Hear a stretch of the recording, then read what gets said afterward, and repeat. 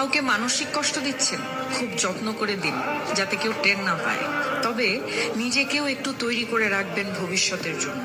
যে কষ্টগুলো কাউকে দিচ্ছেন, দুনিয়াতে তার পুরোটা না হলেও মিনিমাম 1/3 ভোগ তো করেই যেতে হবে আপনাকে।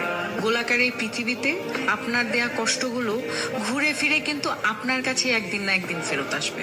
আপনি নিজেই আত্ম অনুশোচনায় ভুগতে ভুগতে একটা সময় শেষ করে দেবেন নিজেকে, যা হয়তো আপনার সো কল্ড ইগোর জন্য ওই মানুষটার কাছে ক্ষমাও চাইতে পারবেন না। আমাদের সবার মনে রাখা উচিত, মানুষের দীর্ঘশ্বাস খুব খারাপ হয়। সামনে এগোতে গেলে শেকলের মতো পা জড়িয়ে টেনে ধরে। ভালো থাকুক আমাদের চারপাশের মানুষগুলো। ভালোবাসার মানুষ, ঘৃণার মানুষ, কাছের মানুষ, দূরের মানুষ সবাই ভালো থাকুক। অভিশাপ না দিলেও রুহের হায় বলে একটা কথা আছে, যাকে রিভেঞ্জ অফ নেচার বলে, যেটা আমাদের বিশ্বাস করতেই হবে। প্রকৃতি কিছু ভোলে না, সময়ের ব্যবধান মাত্র। সময় মতো হয়তো আমরা বুঝে উঠতে পারি না ঠিক কোন কাজের শাস্তি পাচ্ছি। কাউকে কষ্ট দিয়ে, অপমান করে, কাউকে কাঁদিয়ে, কাউকে কথা দিয়ে বেমালুম ভুলে যাই আমরা। কিন্তু মনে রাখবেন, প্রকৃতি কখনো ভোলে না, প্রকৃতি ক্ষমা করে না।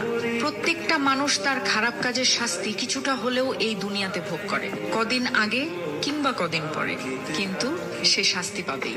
এমনকি এই মুহূর্তে আপনি যার সাথে ইচ্ছাকৃত অন্যায় করে নিজেকে জয়ী ভেবে বেশ ফুরফুরে মেজাজে আছেন, মনের আনন্দে ঘুরে বেড়াচ্ছেন, অপর পাশে সে হয়তো প্রতিবাদ করবে না, কিন্তু তার নীরবতা, কষ্ট থেকে আসা দীর্ঘশ্বাস আপনার সাথে বোঝাপড়াটা সঠিক সময়ে করে নেবে। কারণ উপরওয়ালা কাউকে ঠকান না, তিনি কারো একার নন, তিনি সবার।